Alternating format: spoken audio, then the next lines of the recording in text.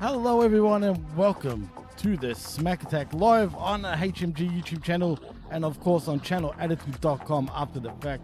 I am your host Jimmy T, but my co-host, he is one of the founding fathers of the PW Hustle, as well as you would know him also from the Pro Wrestling Reflection, but it doesn't matter because you know what? He's the most magnanimous, the most glorious, the Professor Chabelo Vera Cruz. Thank you for joining me on the SmackATTACK, dude. And what's happening? What's happening, Prof? Everything cool? Well, what's going on to the Hamin Nights? What's going on, Jimmy T and the PWCites? All the ites all over the world. You know, a couple of days ago, I helped Big Ray out. He was stranded. He was like, help me, please. I can't do the show alone. So the professors had tagged me in and I come in and help. Now, a couple of days later, Jimmy says, help me, Professor. I need some help here. I don't want to do this solo. I need to bump off with somebody. So the professor said, no problem, Jimmy. You my brother from Australia. I will help you. I will come in and lay the smack it down for all the Hamin Nights. So good to be here, too. Thank you, man. I really appreciate that. I did put up the big P to the sky. It wasn't the bat symbol. It was the professor symbol. And you took it, man, and I appreciate it. I mean, right now, the last couple of weeks has been a revolving door as co-host. I don't know who my permanent co-host will be just yet.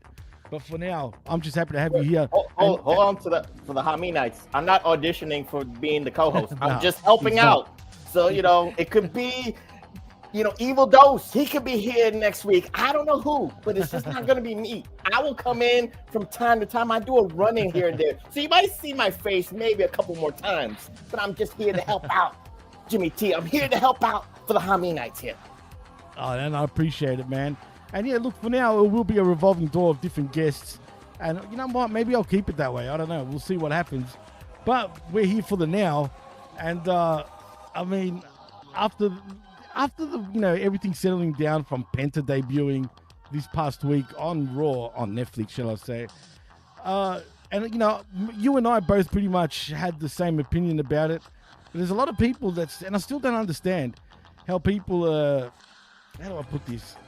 Sort of, you know, pissed that he wasn't, you know, he didn't squash Gable, which I still don't understand why. But that is just bad logic for a lot of people on the social media chats. I get what you're saying. You know, it depends on how you want to look at it. You know, is Penta supposed to treat Gable like the Brooklyn Brawler? Hell no. Chad Gable, people were asking for Chad Gable to be elevated, to be a little bit of a high-profile man himself, be a high mid-carder, which he is. He gave Penta a great match, a great showing. There was a botch here and there, I get you. But again, Gable did what he was supposed to do. He was supposed to elevate Penta to make it a glorious, no pun intended, a glorious debut for Penta. It was great. It is what it is. Sometimes, even for Gable, I know people, you know, Jimmy, why they're mad? It's not about Gable. It's not about Gable. You're supposed to squash Gable. People want Triple H to put Gable in more of a high-profile echelon. He's supposed to be the World Heavyweight Champion. He's supposed to be the Intercontinental Champion. He's supposed to be the U.S. Champion, whatever the case may be. They want him to be elevated higher. You signed Gable for a reason. That's the way the Martards are saying this. You sign Gable, you re-sign him for a reason. Well, you know what? Sometimes this is why you resign them too. He is elevating other people. He's making Penta look great. He made the Wyatt 6 matches look great. That's what you're supposed to do. That's how valuable you are. That's a great investment that Triple H has put on Chad Gable. Will it pay off later, Jimmy? I don't know, but I think with Triple H. You know, Triple H will have his guys, so I'm sure that Jag Cable is a Triple H guy. So Triple H will reward him when the time is right. It's just not now, but we're microwave fans too, Jimmy T. We want it now. We need it now. We need it now. We crying about it now. Just wait, Mark Tards. If you've been watching wrestling for 40 years like the professor has, wait. That's what it is. Just wait. Jesus Christ. Sorry to rant, Jimmy. I'm sorry to rant. It's Saturday. I love that, man. That was great. Because I said the same thing. Everyone that has that logic, it's Mark Todd's state of mind. See, folks, that's why he's the most scientific guy in all of the IWC, YWC, the Professor Chabelo Vera Cruz. And I'm glad you said that, man. And I feel the same way still. But in saying that, we do have a couple of news to go through. And first, I guess the big news is WWE and TNA Wrestling have made it official. They're officially engaged. They're going to be doing their thing together in 2025. I don't know why they come out with it now and announce it. I don't know if it's going to be any different, but apparently TNA Genesis, I think, which is this Sunday, I believe, there could be some WWE guys actually appearing on the show. I don't know how true that is. We'll see what happens. But how do you feel about the partnership? The what I saw from the Genesis promos was the NXT logo was on the bottom. So they're trying to make it NXT and TNA Genesis. So we can see some crossover with some NXT people. Who's going to challenge Marsha Slamovich, maybe from the NXT women's division side? Maybe who's going to challenge Nick Nemeth from the NXT guys side? You know, it is what it is. It's intriguing. And you know why they made it official, Jimmy? So this way, Tony Khan can cry a little bit more. You know, I did it first. I didn't have to announce it in the presses. You know, well, he kind of announced it on Impact Wrestling Television years ago, but that was during the pandemic. But neither here nor there. But this is just a petty move from WWE. I'm not mad at it. It's just funny shit. We already knew that it was a relationship, and they just wanted to put it pen to paper. So, you know, it's good for. I think it's more good for the TNA locker room to have it official. Pen to paper. And the reason I say that is, again, the people like Moose, the people like Eddie Edwards, like that, they need a higher platform. No disrespect to Access Television, but you know what? I think Jeff Lippen's in the chat. So Jeff, you remember those ratings you used to announce on Access TV? What is it, like 15,000 people weekly see TNA wrestling? So, you know, if 15,000 people, Jimmy, is seeing Impact Wrestling on a Thursday, that's not a high-profile platform right there. You need millions. So it's a great. It benefits it benefits TNA way more than it benefits WWE. But what for WWE and for the NXT people, what it does, it just gives them more time, more seasoning for them to go into these smaller venues that TNA does, and to give them room to grow like that. Maybe character development, wrestling skill development, and all that stuff. So it benefits both sides, but TNA really needs it more than WWE needs it. Oh, well, 100% agree. That was well said. I can't actually put it any better than that. I think you're right. But also in other news, Prof, and you know, it's sad news, but WWE Hall of Famer Bob Uecker has unfortunately passed away. I think at 91, 92, something like that, years old. 90 or 91. Right. He's lived his life. I remember him back in the day. He, you know, especially on the WrestleManias, especially WrestleMania 3, he's well known for. And, you know, unfortunately, you know, he's passed away. But at least he got to live a full life. Mm-hmm.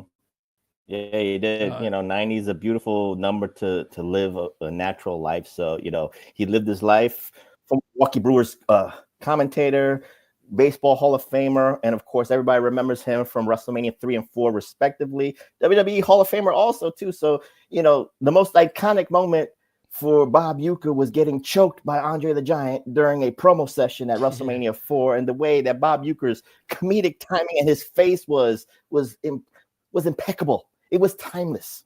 That's how great he was. And, you know, and also Bob Uecker respected the wrestling business. He respected the wrestlers and all that stuff. So, you know, he did hobnob with Vince McMahon, guys. So, you know, if you want to give that as a negative to Bob Uecker, but so what? But Bob Uecker did his business for WWE. He did his business for the betterment of WWE and all that stuff, and for the betterment of wrestling itself. Well, 100%, man. You know, it's funny because there hasn't been that much news, but I will say this. Ricky Starks did have a match versus Mike Santana at Hog this past weekend. And apparently he cut a promo after the fact. And this is what he had to say. Ricky Starks on how he appreciates the fans. Because every time I grab this, I somehow get in trouble. So I'm not going to leave this to any distortionary interpretation. So I'm going to say, oh my God, I just glitched then. But he's going to say plainly as this: I cannot thank each and every one of you from reading your messages, asking if I'm mentally okay, asking if I'm good, and just basically checking up on me. You don't know me from shit, but that's the thing about this wrestling shit, is that, hey, it don't matter. We're all part of the one thing, right? I have loved wrestling since I was 7. I told my mum I would buy her a house off of this, and God damn it, I have done that, and I'm close to giving her that she wants. And he went to say I'm taking everything the hard way. He goes, I don't take anything easy. I take it the hard way. I take things the way that I want to. And if the road ain't paved with cement, guess what? I guess I'm putting on my construction hat and I'm going to go to work. If you thought that I was somebody less than a year ago, guess what? You're sadly mistaken, because I've evolved to 4 years from today, and that's saying something, because a lot of y'all have not seen anything yet from me. With the last dying breath in this New Orleans heart, I tell you this, I'm going to stay absolute till I die. You heard, and you best believe that I'm going to make sure I make a quick trip back here to Chicago. Really, he didn't really say much. I don't know why everyone was making a big fuss over it on the net, but it's to say about starting the promo. Jimmy, just a little bit. You're breaking up here and there, so I got a little bit of back and forth about what you said about Ricky. Yeah, just a little bit, but not too much. I don't know if the chat agrees with that, but neither here nor there. But I know Ricky Starks cut a promo, but it's not about what he said. It's about, he's on HOG. He's on, he was on the main event against Mike Santana for the HOG world title. So, any promo that Ricky Starks gets to cut, how many nights, it's big. It's big time. That's all it is. It's just that it's a representation of what Tony Khan is missing out there, Jimmy. That's what it is. Ricky Starks is money. That's what you need on Wednesday nights. That's what you need on. He was perfect for Collision. That's why CM Punk, found him out, not found him out, but, he singled him out for Collision. That's why he needed Ricky Starks for Collision during the CM Punk time and utilized him, because he knew that he needed to get to the next level. That's what he is. That's what Ricky Starks represents. He's got loads of potential, and it's being wasted right now. So, again, I can understand from a business standpoint, he signed the contract, and as long as Tony Khan is paying him every week or paying him every month, whatever the case may be, he doesn't want to use him. It is what it is. Vince McMahon did the same thing. So, it's history repeating itself. Deja vu all over again. But again, people want to see Ricky Starks on TV. I do too. He was very fun on TV for AEW purposes. Can he go on? Would it be nice to see him as a surprise entrant for this year's Royal Rumble? Of course. But we know the reality. He's not going to be there. He's got to honor the contract. Unless he wants to buy himself out and just take the loss and just bet on himself, which he would, he could be in WWE within the next month or so. But he doesn't want to do that. He wants to get all his money. So it is what it is. Do you know how long he actually has roughly left on his AEW contract? Well, I'm sure that I remember seeing him during the pandemic years. So he started in 2020. So if it's a 3 to 5 year deal, I mean, it's getting close unless he re-signed maybe last year. We just don't know. I don't want to speculate. I don't want to speculate on that. But again, if Tony Khan does 3 to 5 year deals, he's in that range from the pandemic to now. So this would be technically his last year. But again, I don't know. Maybe he might have re-signed. I don't know. Well, speaking of speculation, because the internet's been running wild, brother. And apparently, let's talk about Corey Graves. Now, we all know what he said on the interwebs. Now, me personally, I think it's a work. You think it's a work too, but there's a lot of people. I think it's a work shoot. I said first. Oh well, yeah, still a work. A work shoot, still a work though, technically. But a lot of people think this is a legit shoot. Do you still think that we're leaning towards a match between himself and Pat McAfee come WrestleMania, or is this a lot more real than we even realize? Again, that's why we said it's a work shoot, because there is frustration right there. I mean, again, he was the guy for the main roster shows. He's been dedicated to that craft. He's been dedicated to his craft, to being one of the greatest color analysts in wrestling history. People put him on the levels of Jesse the Body Ventura. It's Jesse as 1 and Corey Graves as 1A right now for some people's, rankings or whatever.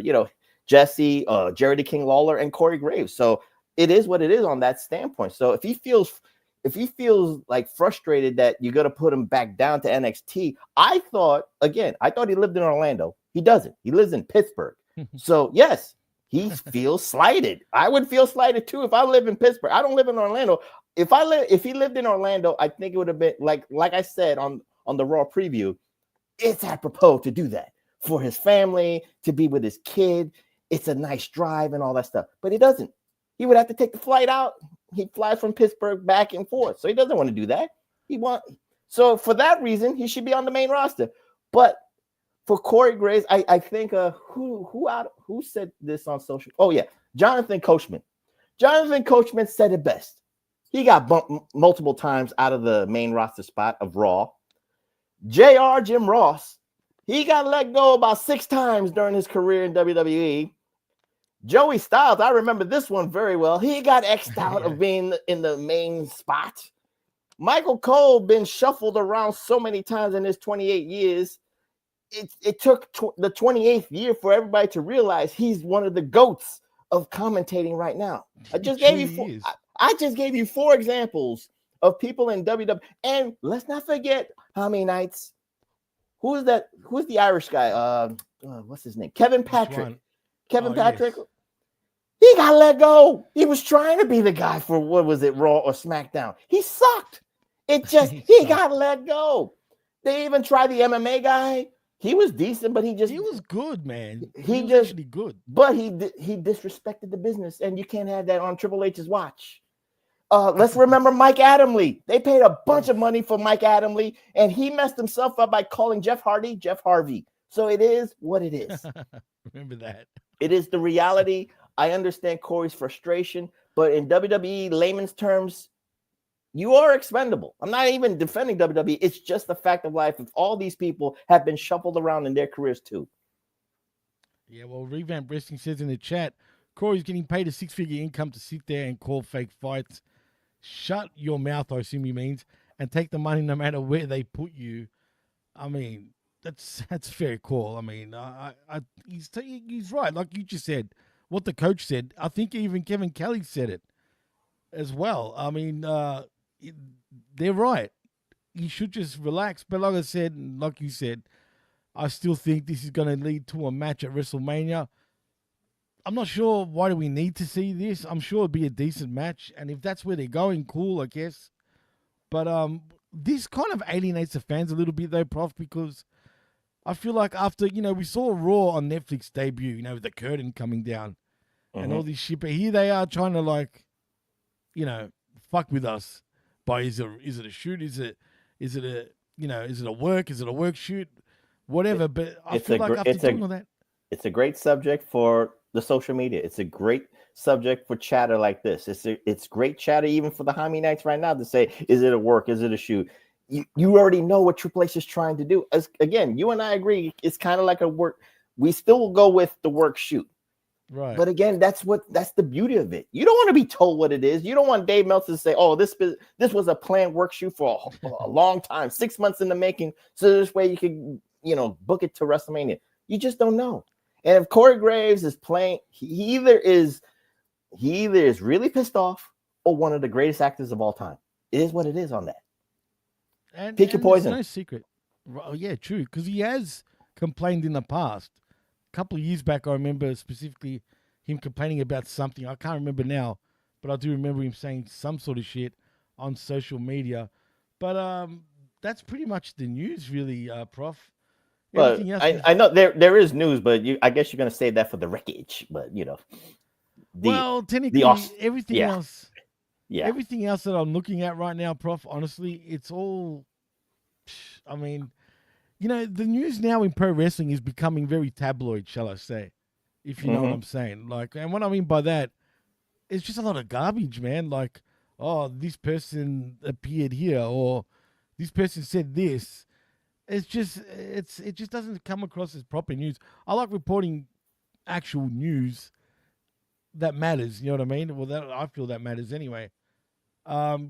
Yes, there was the Janelle Grant news, but we already spoke about that, I believe, on Raw, on the I Like a Raw podcast with myself, the Professor, and Big Ray Hernandez, and also on the Wreckage we touched on it. So unless it's something else that I'm not aware of, I'm pretty No, sure. I thought you were gonna say the Grand Slam Australia debacle that. Oh, Tony yes, thank you. I did.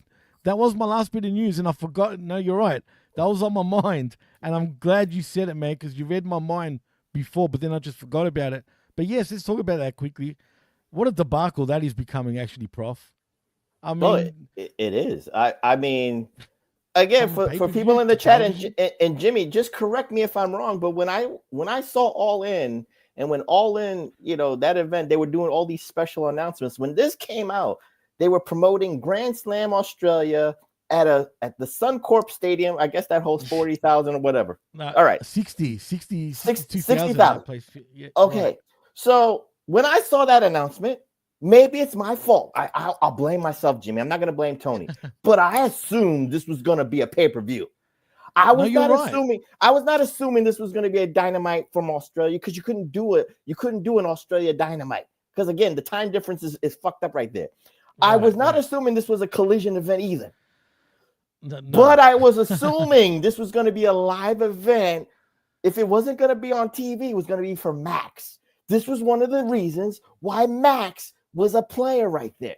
You couldn't have a special AEW Grand Slam on Max where people could go and watch and enjoy a live event. No matter, again, I'm in the United States, so probably this would have started at 2 a.m. or something. So what? People have stayed up.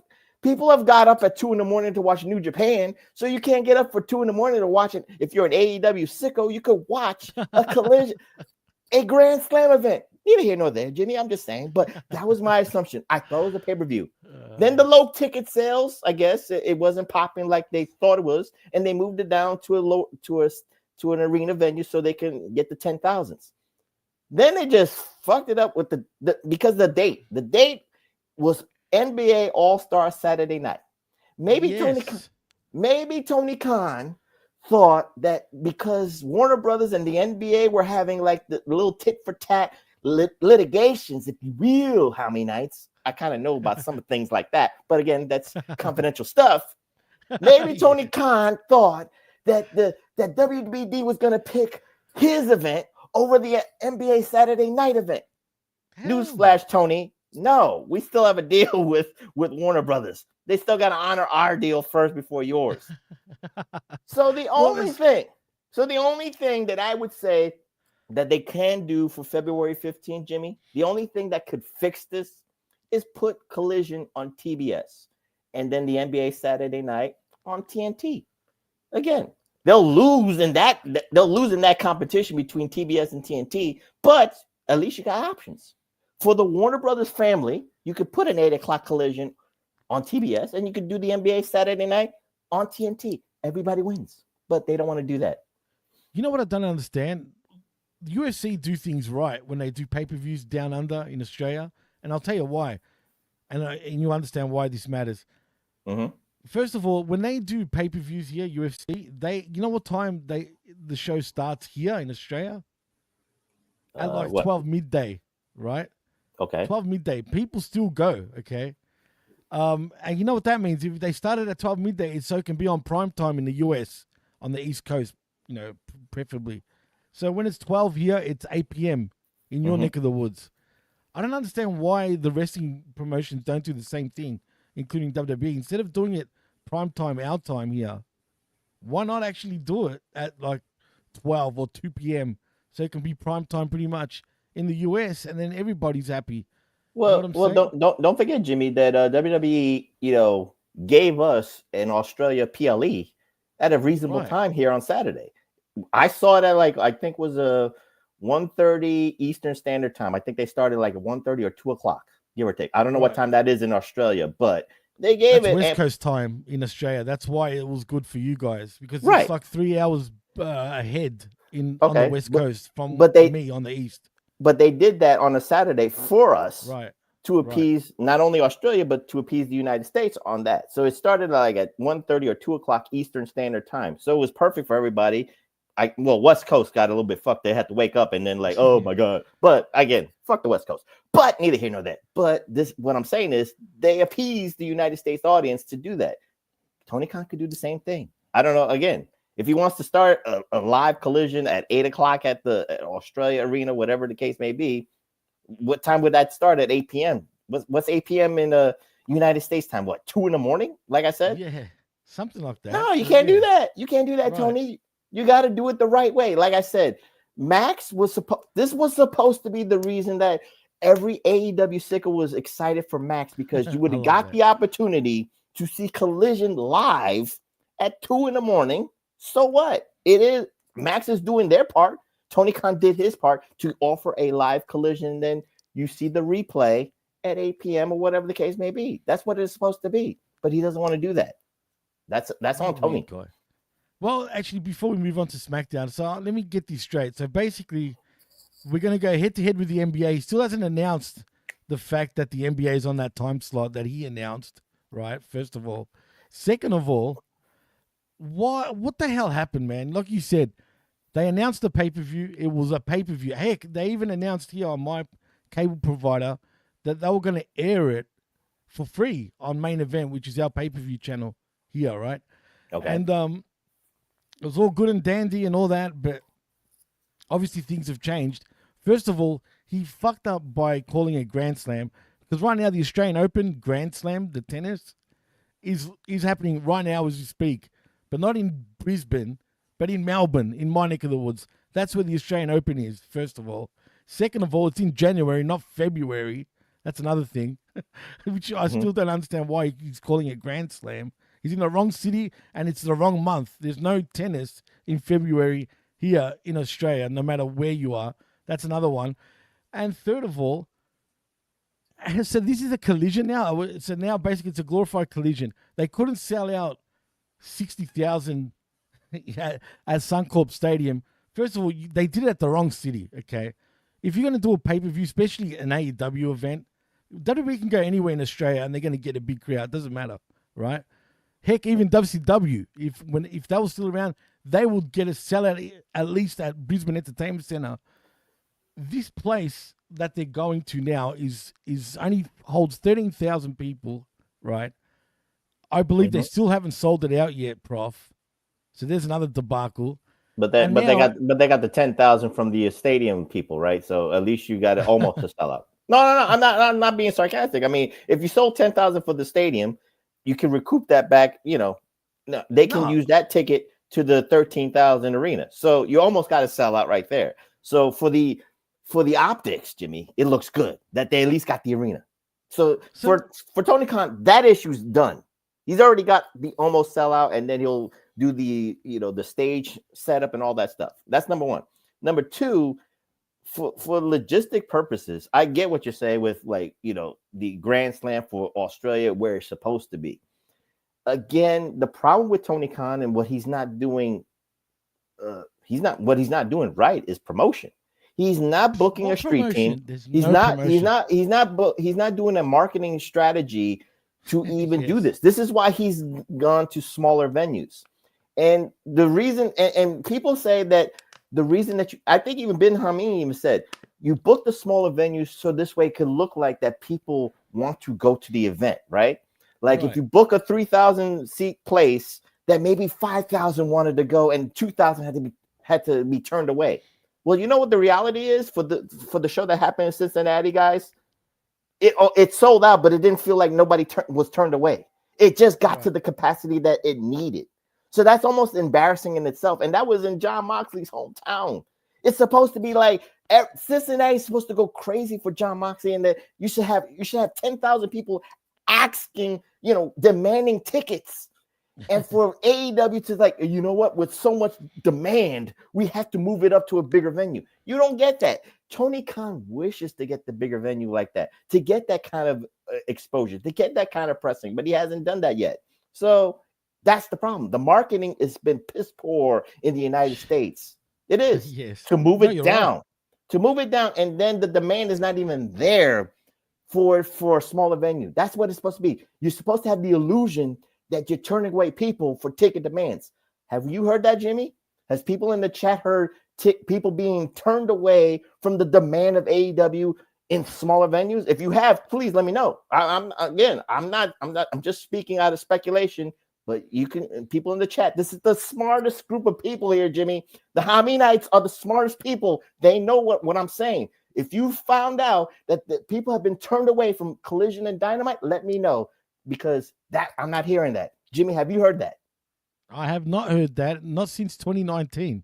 There you go. Put it that way. There you go. Yeah, so, well, that was the news that mattered. Let's get into SmackDown, though, Prof. And we do come from San Diego, California. I mean, they've been in California now for the last 3 weeks for both shows, which is cool. And we start off with the hometown hero himself, Rey Mysterio. Now, before I get on to Rey and what he said, I mean, what's the point of a brand split at this point when Rey's a Raw guy, but here he is. I know it's in San Diego, but still, if you're going to have, a brand split, keep at it, for crying out loud. But they don't. I'm cool with it because I'd rather not a brand split, in my opinion. But, and even this trading two words. Transfer portal. The portal is alive and kicking right now. Is it so really, we can, though? It is. So this way you get. It doesn't feel. No, the word you need to remember is the portal, not the transfer part. It's the portal that you could go in and out between Raw and SmackDown. So this way it could appease.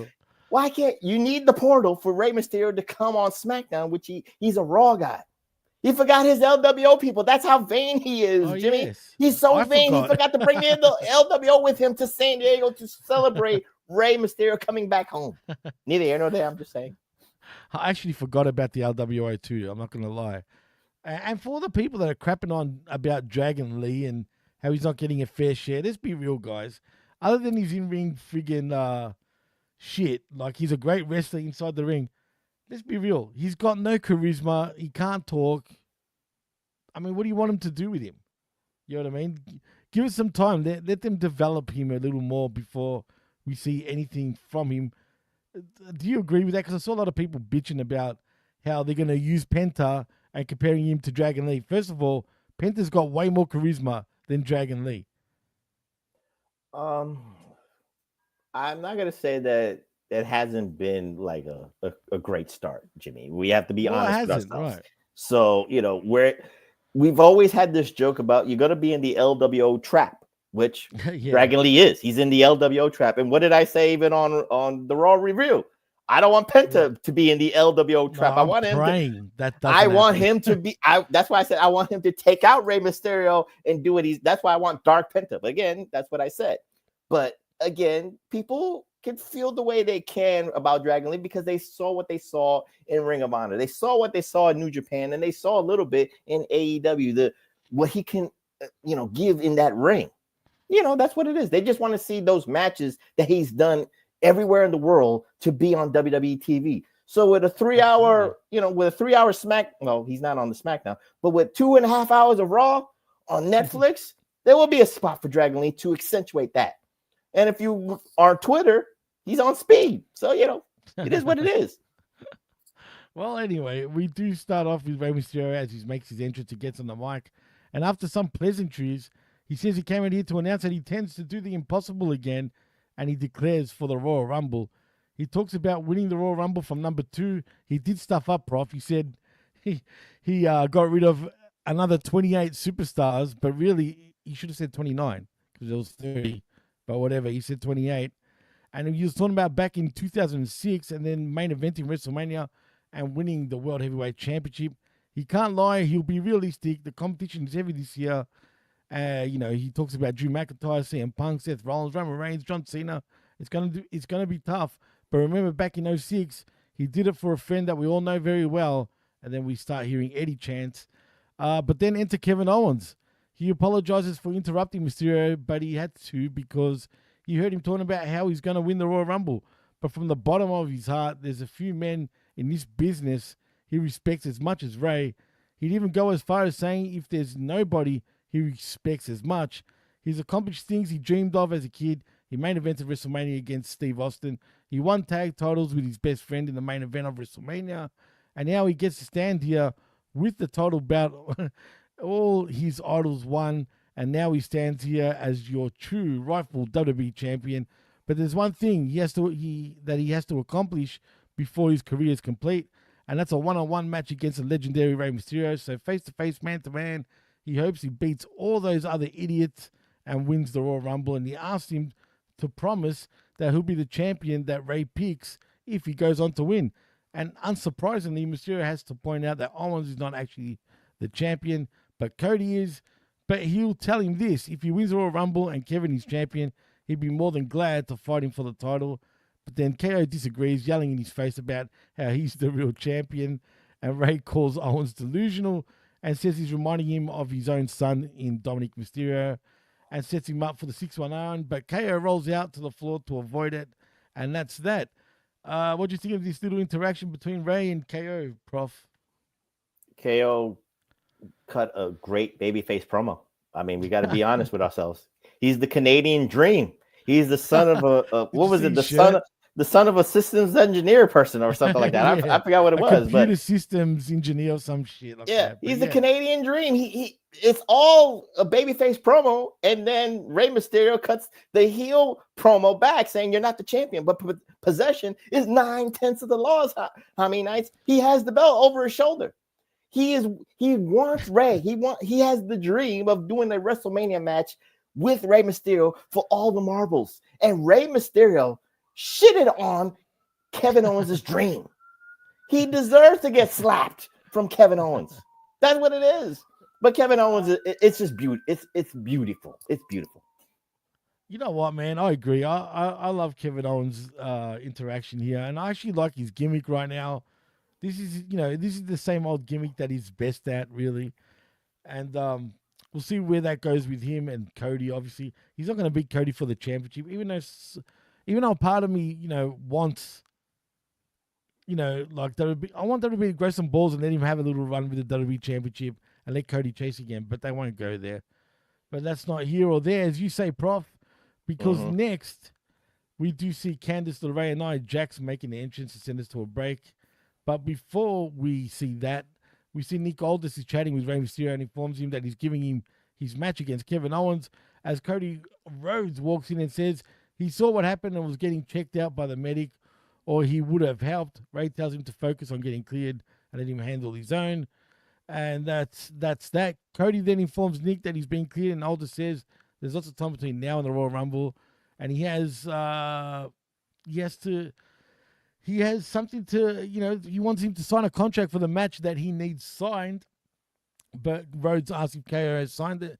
Nick says he's up next, and Cody gives the contract back and saying he'll sign it when Kevin does. And then we go to the next matchup, and that is Bianca Belair and Naomi versus Candice LeRae and Nia Jax. Honestly, Prof, I wasn't really into this match, but nevertheless, Bianca Belair and Naomi win by pinfall with a full Nelson bomb from Naomi onto Candice LeRae. Anything to say about that matchup? Did you enjoy it? I think, again, for the WrestleMania push, Jimmy, I think we have to realize, look at Naomi's eyes. I think it's getting closer that let's say the suspect of who took out Jade Cargill is going to be Naomi. She wants to share the spotlight with Bianca. If Bianca is, like I said, great acting, right? If Bianca's like, who did this to Jade? Who did this to Jade? And it was always Bianca all this time. Well, that I don't know if that's going to be one of those kind of things that's underwhelming. But Naomi is just so obvious. Naomi needs this. And sometimes Naomi she has a little bloodline in her. You know that. She's an honorary oos a little bit, wink, wink. But again, neither here nor there. But Naomi look at her eyes when they do those backstage promos. when it's about Jade, she kind of gets a little bit like dismissive with those eyes, like, stop talking about Jade. Let's talk about us. We're the tag team champions. This is our moment. This is our glory right now. And they're defending the titles right now. So once the Jade thing comes back and Naomi has found out, like you remember with HBK and Triple H back in Raw, like, I'll find out who did this. And have that backstage camera, like, oh, it's Naomi all the time with a club or something, shit like that. That's what we're waiting for. That's all it is. I'm waiting for Naomi to be found out.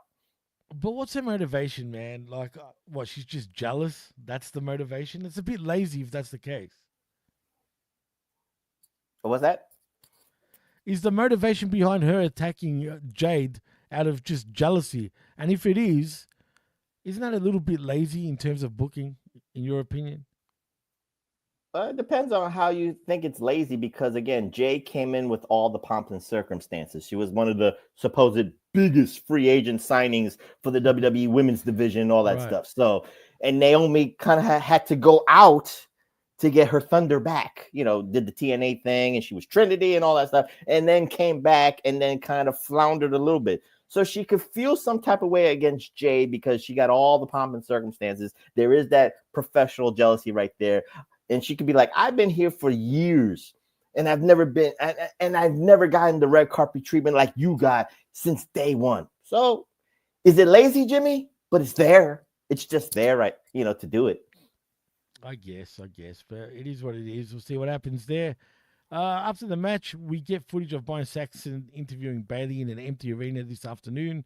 She says we all dream of main eventing in our home state, and she talks about a disappointment in her last title reign, and that this time it's personal. And then we see Mia Yim and B Fab are chatting backstage when Piper Niven rolls up, playing pretend Secret Service for Chelsea Green. She says the room is clear, and Green comes in and taunts them about how standing up for her. And B Fab says if it wasn't for the mall cop, she'd never have been champion. Piper gets in her face and suggests a match for later tonight. And then we see Jimmy Uso walking. Yeah, anything to say about this little interaction, Prof? It was just your standard interaction, I guess. No, I funny, think though. It's funny, but I think we forget that this is why you created a mid-card title. You have all these women, and this is.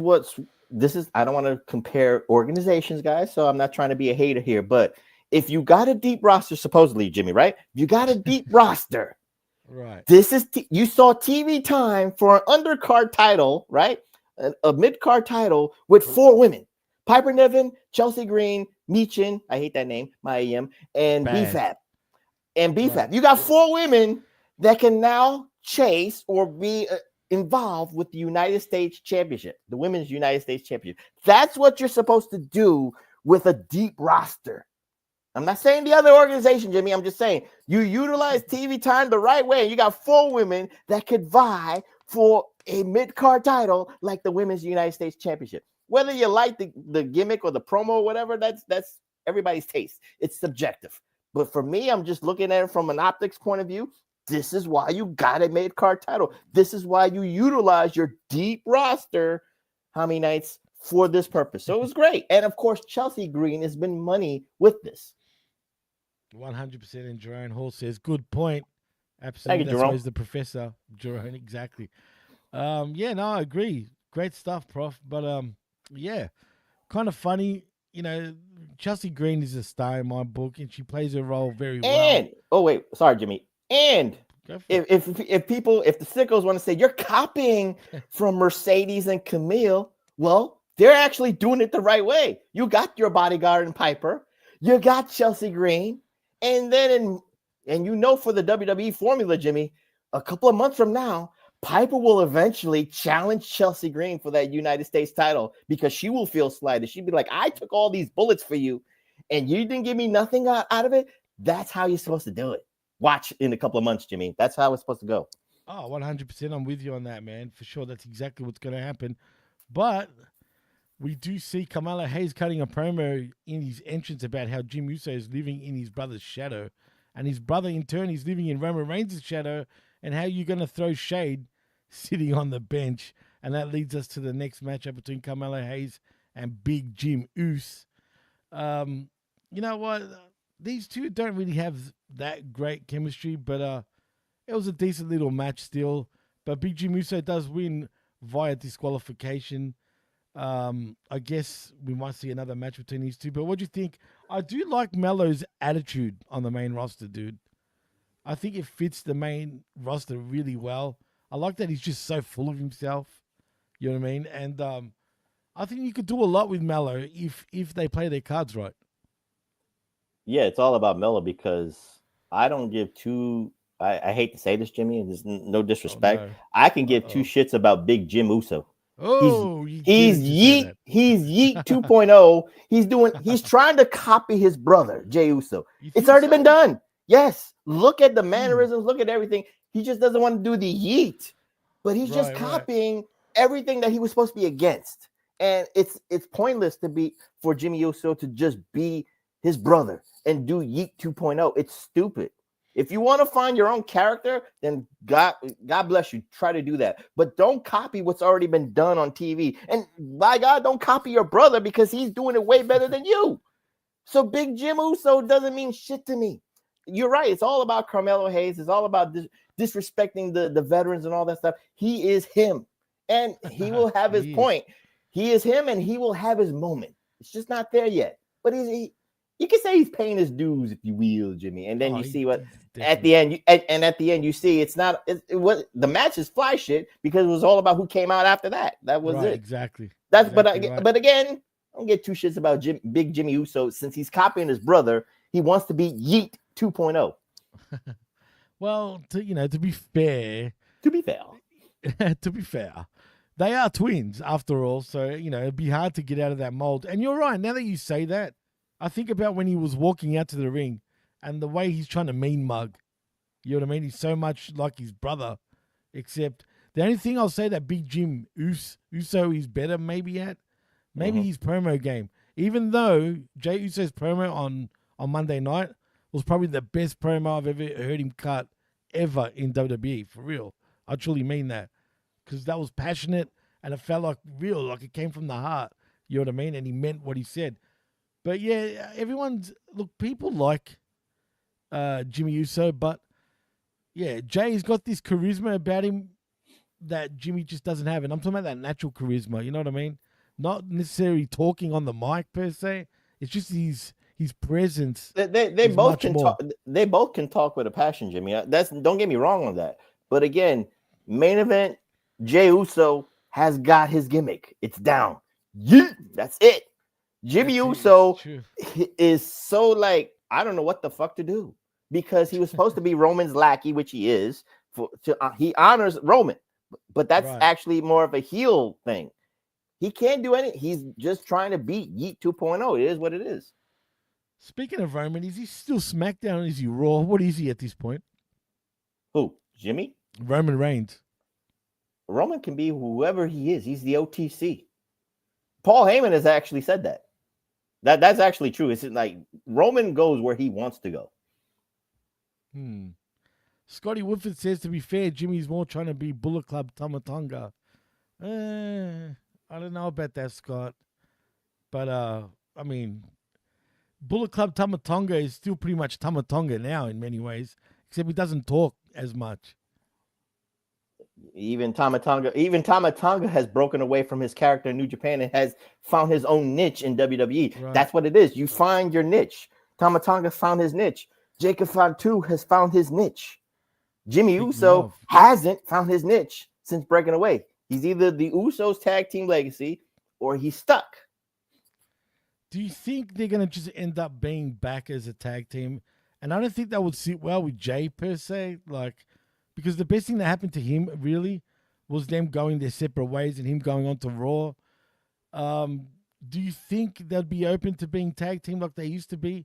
Or do you think Jay would be like, nah, man, I want to have a little more of a singles run? Somebody's got to be Shawn Michaels and somebody's got to be Marty Jannetty, Jimmy. Ouch. So you already know who is who. So why would you want to go back? And and again, it's not an ego thing. It's not they are brothers, but someone's got to be Marty. And somebody's got to be Shawn Michaels, and Jey Uso is right now Shawn Michaels. Why would you want to go back? But for your brother, for your family, and for the traditions, and you know, it is what it is from the Anoa'i family. Sorry, I had a cough. Anoa'i family. I had a lump in my throat. But anyway, neither here nor there. But you know what I'm saying. For that tradition, they will help each other out like that. So I wouldn't be surprised if they would reunite. But I think it because what is it? Tonga Loa is hurt, right? He hurt his wrist or something. So we wanted to see that Gorillas of Destiny versus the Usos, maybe on a PLE or whatever the case may be. So WrestleMania was around the corner, but that's not going to happen. Maybe SummerSlam if you want to do that. But again, like I said, somebody is a Sean, somebody is a Marty. It is what it is. I wouldn't do it. Or is somebody a Leaf Cassidy? then Jimmy needs head to become Al Snow. Perfect. Well put. Exactly. Well, anyway, post match, we do see the Bloodline gentlemen dominate Jimmy and lay him out as Solo Sikoa makes his entrance, and then we go to a break. But as we come back, we see Solo Sikoa gets on the mic, or rather, he lets the crowd boo for a long moment before dropping the mic and leaving, taking his blazer off and signaling it over his shoulder. Tama Tonga and Jacob Fatu are left hanging back in the ring. Jacob then gets on the mic and asks if this is what it's come to. He's tired of the disrespect and the hate, but even on his bad day, we can't touch him. He doesn't give a damn if we cheer or boo him. But one thing is he won't let us do is act like he never got his. Do you think he was crazy or unhinged? The crazy thing about this situation is that he's just getting started, and then enter LA Knight, basically sliding in the ring from behind to blindside Tonga and Fatu. They overwhelm him in relatively short order, but Braun Strowman makes his save as Strowman swats Tama aside and gets in the ring with the Samoan Werewolf. Jacob looks all fired up to fight, but Tonga pulls him out of the ring, and that was pretty eventful. I will say this: Jacob Fatu cut a great promo, man, and I think he's very underrated as a promo guy because again he comes across as believable. He means what he says. He didn't even choke that moment. I thought he hit it out the park. I just don't like how we're getting Braun Strowman involved in this. Levels, Jimmy. You got to remember levels. Braun Strowman does have some. Bro. To defeat Braun Strowman at Saturday Night's main event will just elevate the Samoan Werewolf. But before that, you have to remember this because again, the dynamic of the Bloodline story is now Solo Sikoa. What I took from that segment was that Solo is now feeling embarrassed. He feels belittled. And now, as much as anything, you'll see like the little bit of the nuance between Jacob Fatu and Solo Sikoa. He loves Solo Sikoa. He would have died for Solo. He would die for Solo Sikoa. And now Solo, he has nothing. So now Jacob is looking at this as like, you know what? I would have took a bullet for you and you're leaving me. He didn't say a word. Forget about the Braun Strowman stuff. I was just look at the dynamic between Jacob and Solo Sikoa because now you got two guys in Tama Tonga and Jacob Fatu with no direction, you could say. They can do whatever the hell they want. They got nobody to answer to. They're not going to answer to Roman Reigns officially yet. And they certainly don't have to answer to Solo Sikoa because he doesn't have the Ula Fala. So the dynamic is there for two rogue Samoans on SmackDown. So where does Roman Reigns fit in that? Because he's got the Ula Fala. Can he turn in the reins of those two, rogue Samoans? And will Solo Sikoa finally acknowledge Roman? He lost everything. So now that dynamic is great for TV purposes. Again, I understand you're not excited for Braun Strowman and Jacob Fatu, but again, it's to elevate the character, to elevate the Samoan Werewolf into the stratosphere. Because again, there's so much potential. We've seen it from the MLW Jacob Fatu. We're just seeing a smidget, guys, a smidget in WWE right now. Yeah, no, you're right. It's true. I just. It's probably about it's probably a little more personal with me hating Braun Strowman, but it is what it is. But yeah, look, Jacob better win and better win good, which I'm sure he will. Basically he's just putting guys over right now, Braun. But but the one thing though, Prof, what does this mean for this bloodline in the future? Now, I remember Tama Tonga and his brother Tangaloa.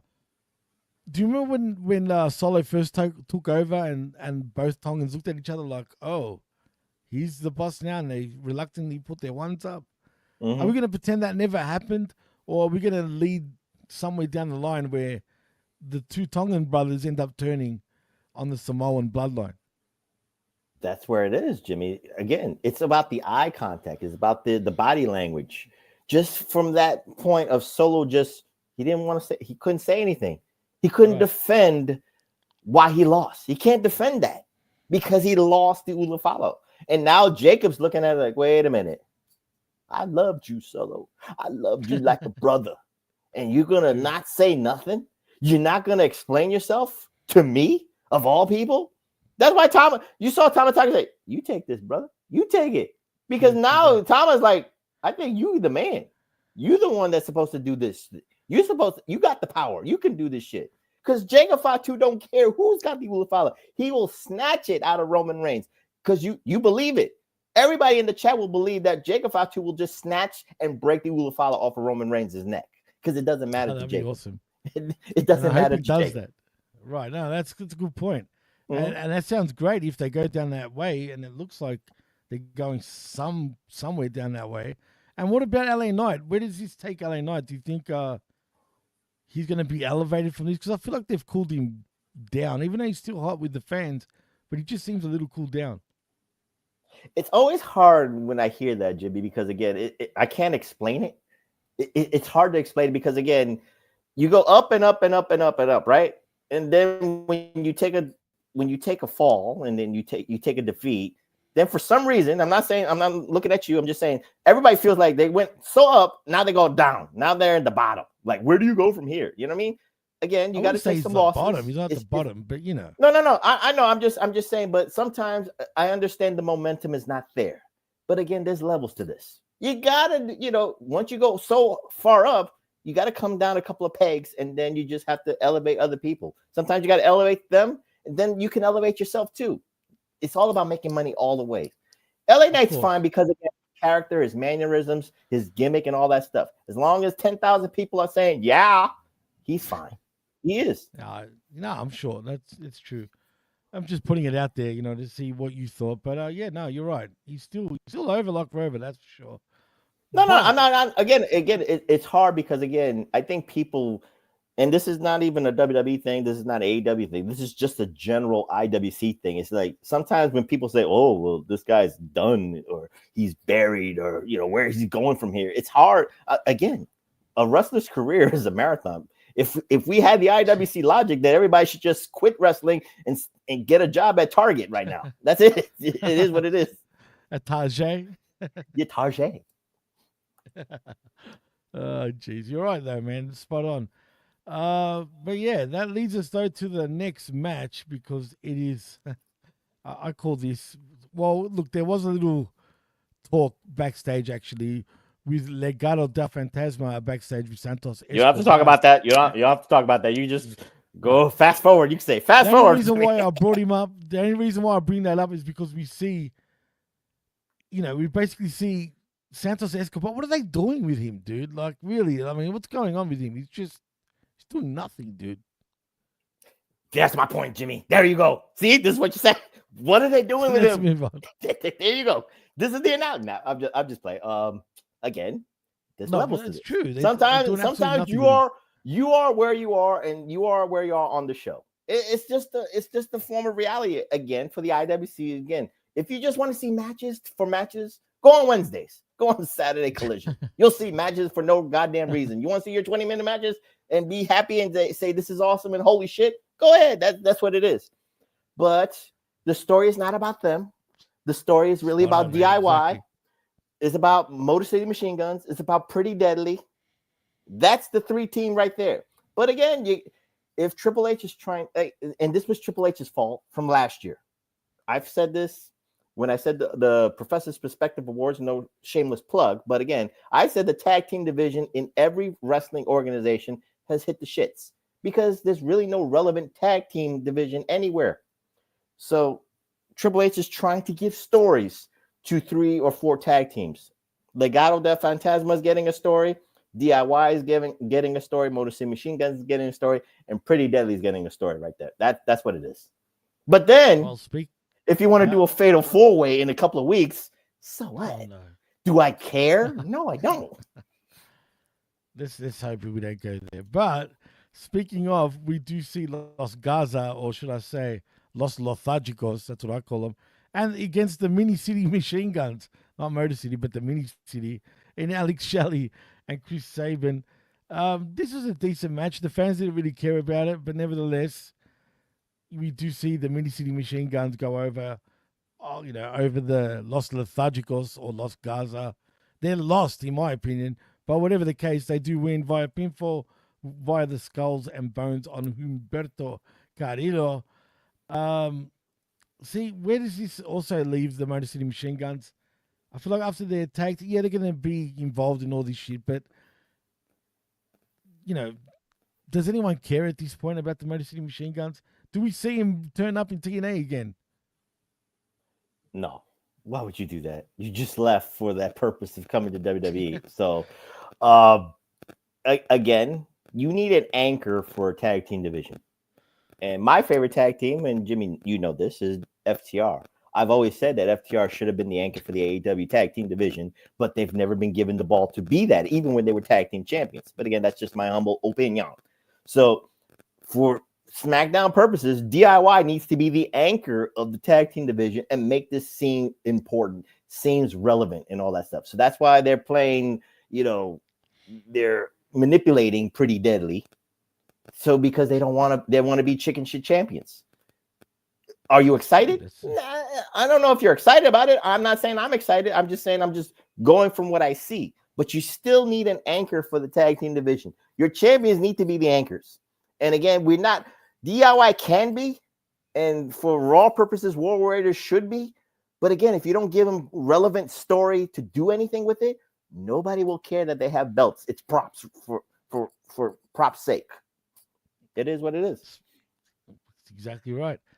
But anyway, after the match, we do see Nick Aldis rolls up on Kevin Owens to get him to sign the contract. Owens doesn't want to sign it until Cody does, and he wants to read the contract first. But right now, he has a match, so he's not going to just do it yet. I find this funny because I knew this was going to happen. Do you think? Remember, there's something in this contract. There's an addendum. So that's I want to. No, Nick Aldis said doesn't. Well, even Kevin Owens says I'm not signing it. I'm not signing it because there's Nick Aldis added an addendum or just an amendment to the contract. So I don't know if they wanted to take out a waivers clause. That WWE takes no responsibility in this ladder match if somebody gets injured or something like that. So I want to know what the addendum is, and that's why you got to tune in for Saturday night's main event to see what this addendum is that both of them have to agree to. And I like the gamesmanship back and forth. I ain't signing it unless Cody signs it. And Cody's like, I ain't signing it unless Kevin signs it. So what's the best way to do it? Set it up for Saturday night's main event. Set it up for HBK to be the moderator. And then we got another pointless contract signing where somebody's going to get slapped. But again, it is funny for TV purposes. This in Texas says the Motor City Machine Guns should be champs. I don't know, man. Right now, everyone in the tag division seems cold, but Los Lotharios should be champs for all I care. I don't give a damn. Well, next we've got our next matchup. It is B-Fab versus Piper Niven, and this is pretty short, but Piper Niven wins via pinfall with a Piper driver. There's not much to really talk about here, man. Anything to say about this match? Again, a perfect mid-card storyline that's involving 4 women for the women's United States belt. Nothing really said. Again, Piper Niven being the bodyguard for Chelsea Green, the perfect pick for the first ever women's United States champion. Again, what I look at it is the untapped potential that for a deep roster, Jimmy, a lot of women are going to come out of the woodworks. NXT women, maybe even TNA women that need a little bit of shine. Who knows? Maybe Ash by Elegance might make a surprise appearance to challenge Chelsea Green. Oh, come on. Hell no. I can see it now. I can see it now. Ash by Elegance challenging Chelsea Green for this. Jesus Christ. Make I'm it happy happen. enough. Make it happen. Make it happen. I'm happy that she's not on WWE television anymore. I don't want to see her back with this new gimmick and whatever it is. Ash with elegance, whatever. Hell no. Let's just keep her off television. But I would love to see a hot mess again, possibly. But I doubt we'll see that. She played that very well, mind you. But post-match, Michi and Mia Yim, whatever you want to call her, runs in and saves B-Fab from an attack at the hands of the heels. And that's that. And then we see Rey Mysterio walking backstage, obviously making his way to the ring. But, yeah, that leads us. There was a little Tiffy Stratton promo before this matchup. And we also see Victoria in the crowd, surprisingly. What does this mean, Prof? With Victoria in the crowd? She signed a Legends deal. So she's front row with her Legends deal. So she's doing what she's supposed to do, making an appearance. She's hometown Legends of contract. So she's making her money right there. Is nothing she from more, San Diego? nothing less. She might have moved she's there. From Chicago. Yeah, I think she might have moved there with her boyfriend or husband. I don't know. Maybe she's a West Coast girl now. But again, she's just honoring her Legends deal. I hear such good things about her, but anyway, it is what it is. I think she could still go too, man. But I don't know. She could still go. She could still go, or she could be one of those trainers for the Performance Center. I mean, again, she has a wealth of knowledge to give to the next generation of women's wrestlers, especially for the NXT girls down at the Performance Center. So there is value for her there. That's just my humble opinion. Oh no, definitely value. Whether they see value is another question. But that leads us to the next match, and it's not even the main event, surprisingly, but it is kind of the second to last match. It is Kevin Owens versus Rey Mysterio. And let's get it right. It was a title defense by Kevin Owens, the real world's champion. It was for the title, at least in Kevin's mind. Yeah, the real world's champion. I'm getting Ric Flair flashbacks when he joined WWE back in the day. But it was a good match for television. It wasn't the greatest match, but it was decent enough. You know, we had a lot of close calls, obviously, in this match. There's a lot of back and forth, but nevertheless, Kevin Owens does win by pinfall via the pop-up powerbomb. People seem surprised by this. I wasn't. Kevin Owens, I think, was the right man to actually win this match. But, Prof, what did you have to say about this? I think it was a good match to extend the story, the heat for Kevin Owens, and to extend it to Royal Rumble. And then, we want to see the clash between Cody and Kevin Owens go down. Again, Rey Mysterio is just doing what Rey Mysterio does best. Hogging up the spotlight, taking the spotlight from other people. Nah, just kidding. It was a good match. It was a good match. Yeah, he is around a lot. But again, it's karma because, he's taking the thunder away from LWO people like Dragon Lee. Now he's feeling the karma from Kevin Owens right there. But yeah, it was a good match. But again, Rey Mysterio was just an afterthought. He was just there for the hometown crowd to get that cheap pop, if you will. Nothing more, nothing less. But this was for Kevin Owens and Cody Rhodes to extend the story. Yeah, no, definitely, man. Post-match, though, we see KO looks for a package pole driver on Rey. But then, of course, Cody Rhodes makes a save. They brawl. Referees and road agents and security pull them apart over the announce desk. The brawl continues. Rhodes goes back in the ring as Owens stands tall on the road case in the crowd, and then we go to a break. But as we come back from commercial, though, Prof, we see Nick Aldis is furious at Cody Rhodes for doing the brawl and informs him that at Saturday night's main event, he and Kevin both will relinquish their title bouts, and the Heartbreak Man, he's not the kid, Shawn Michaels will moderate a contract signing between the two of them as commentary hypes up Saturday night's main event, including a freshly booked match between Jacob Fatu and Braun Strowman, obviously. And then that's that. But then we see Pretty Deadly run into DIY backstage.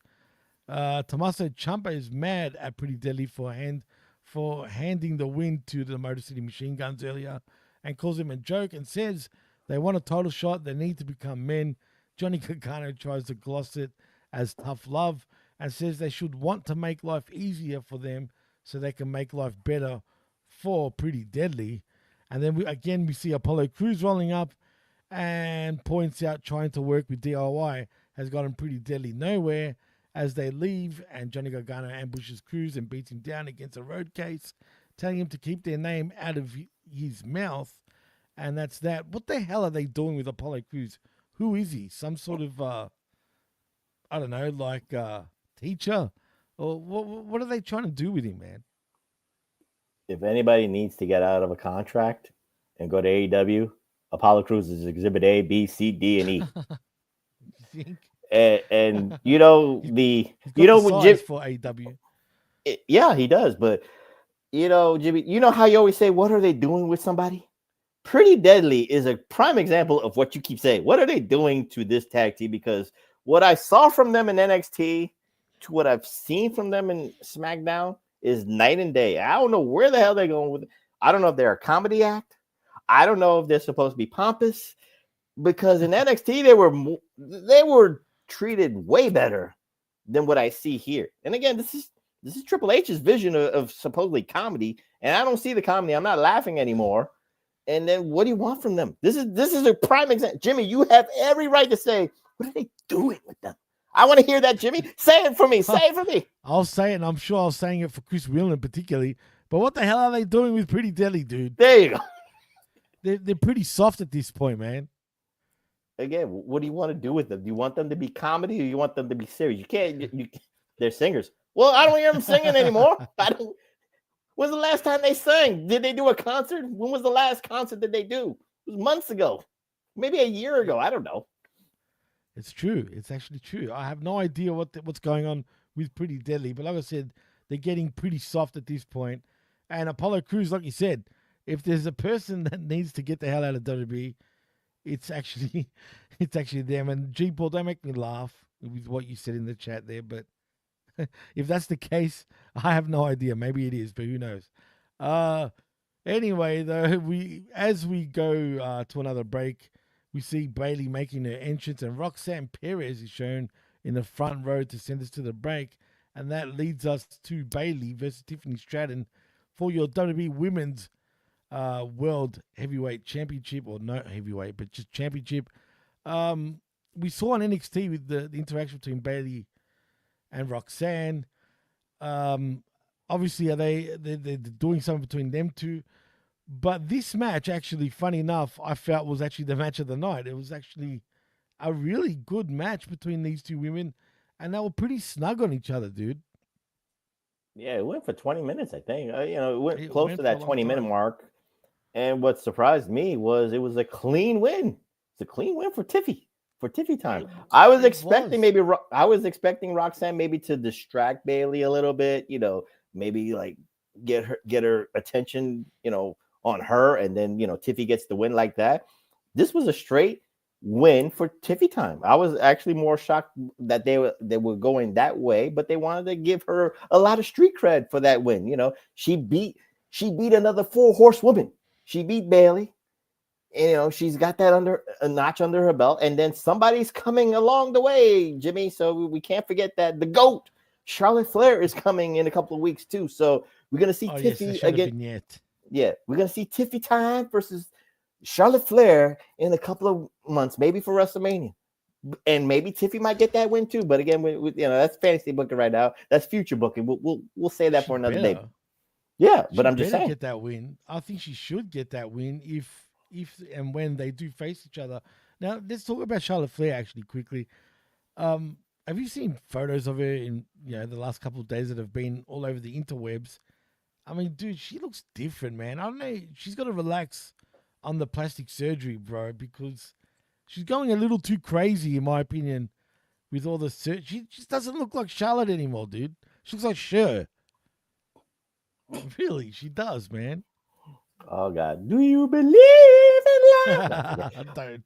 But that's gonna stay in my head now. It's an addiction, Plastic surgery is an addiction. But yeah, the Charlotte that I saw in 2015 and the Charlotte I saw a couple of weeks ago on Instagram in 2025, yeah, there's a boob job, there's plastic surgery, yeah. So but hopefully the athletic ability is still there. Hopefully, all that is still there for the GOAT.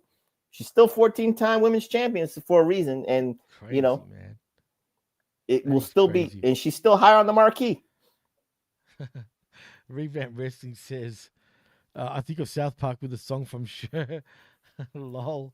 And G-Ball says, Flair return, sure Flair.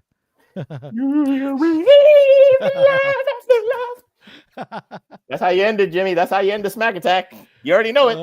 Well, yeah, we are at the end. And just quietly, Tiffy does end up winning, as you said, via pinfall with the prettiest moonsault ever, retaining her WWE Women's Championship.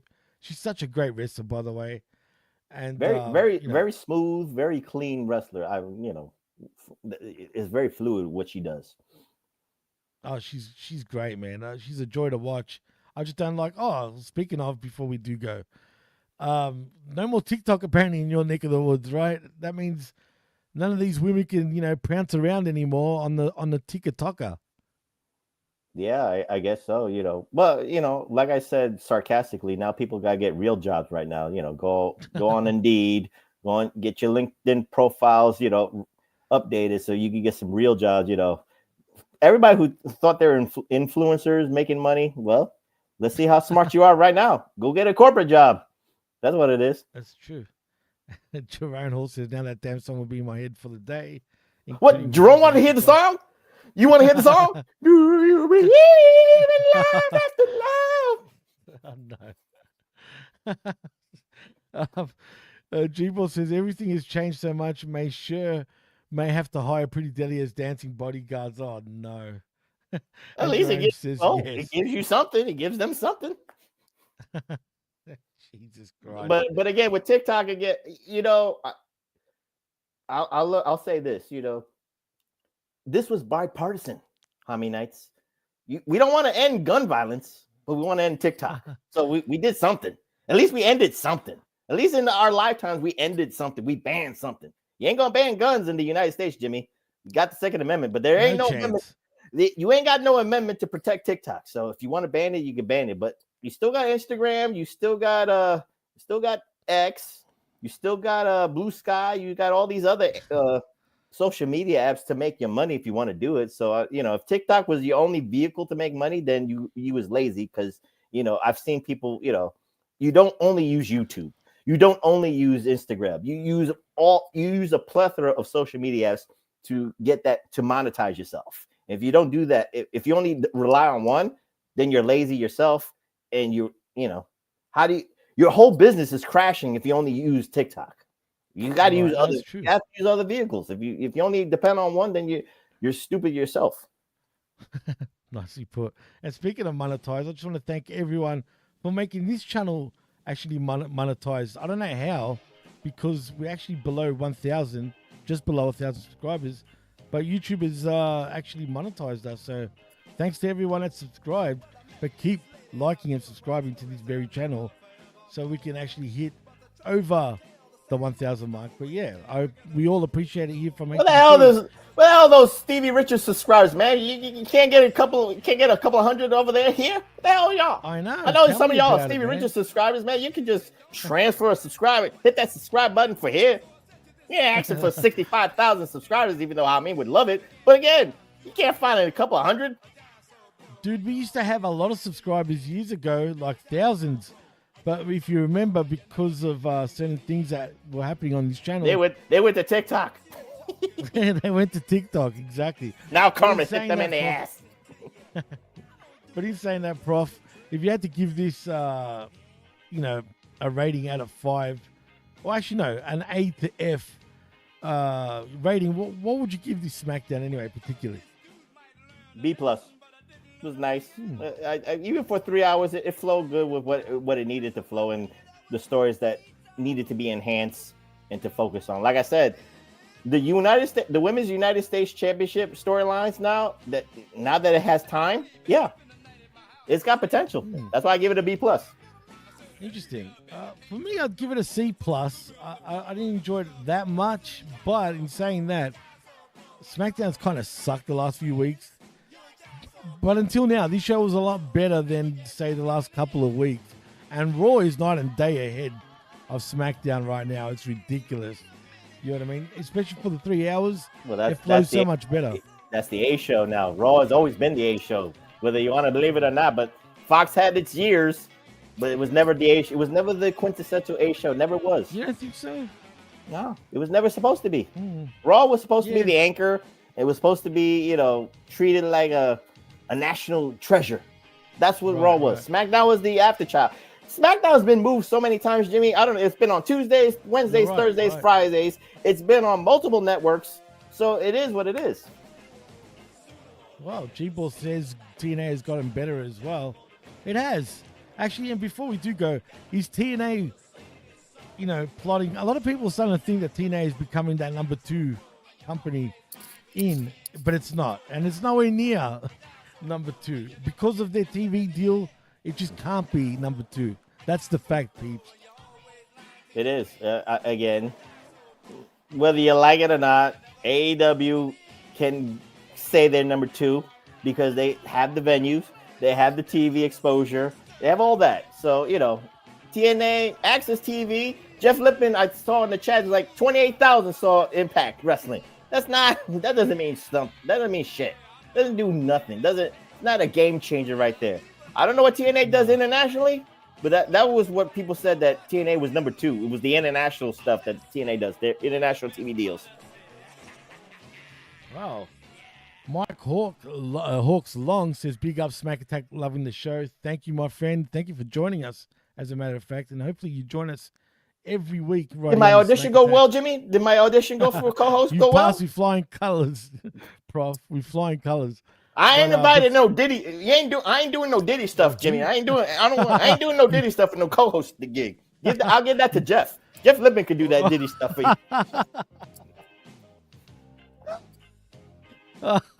Jeff Lippman got baby oil. Jeff Lippman got baby oil ready. He got the baby oil ready. I ain't doing nothing. There you go, Jeff. I see you. Jeff has got the baby oil. He wants it. He wants the co-host gig. He's ready for you. That's awesome. Oh, there you go. Hire that man, Jeff Lippman says. Reverb says, oh, my pal. Well, in saying that, Prof, we've done actually great time. We've done it in just under an hour and 30 minutes. But in saying that, tell them what you're doing and what you're up to, man. Well, you can follow me on the Twitter at PWSOPROF. That's PWSOProf. And you can follow me on the Hamin Media Group at podbean.com for the most nostalgic podcast out there, the Pro Wrestling Reflection Podcast with myself and the Tommy Wonder.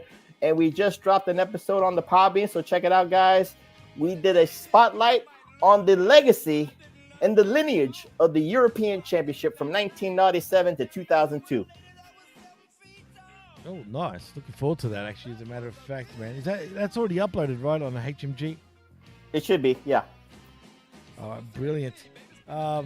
Jeff Newman says, I don't baby oil marsupials. And he says he does better than me. God damn you, Jeff. But in saying that, in what, the baby oil category? We don't need to know this. That's too much information. I don't fuck with baby oil, just quietly. That's too much information. Blaze Nick says they call him the zigzag man. They definitely do. You're a joint guy, not a bong guy. Come on, man. But anyway, in saying that, if you want to follow me, you can at DJ Mass Effects. Only problem is, I'm still working with those ex guys. So Elon, give me my account back, for crying out loud. This is a joke, Prof, what's going on with me and the ex right now, because someone tried to apparently get into my account, but I'm getting punished for it. You see the problem? So they locked me out of my account and I can't log in.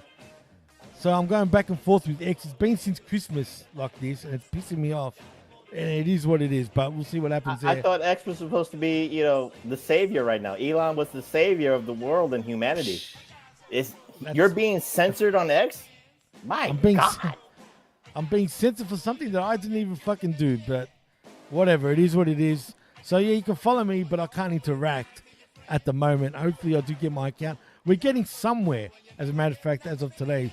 So, let's see what happens there. But in saying that, you can follow me at DJ Mass Effects. Also, like and subscribe right here at the HMG YouTube channel and also at channelattitude.com. With $5, only to get the realest but the best talk in all of professional wrestling.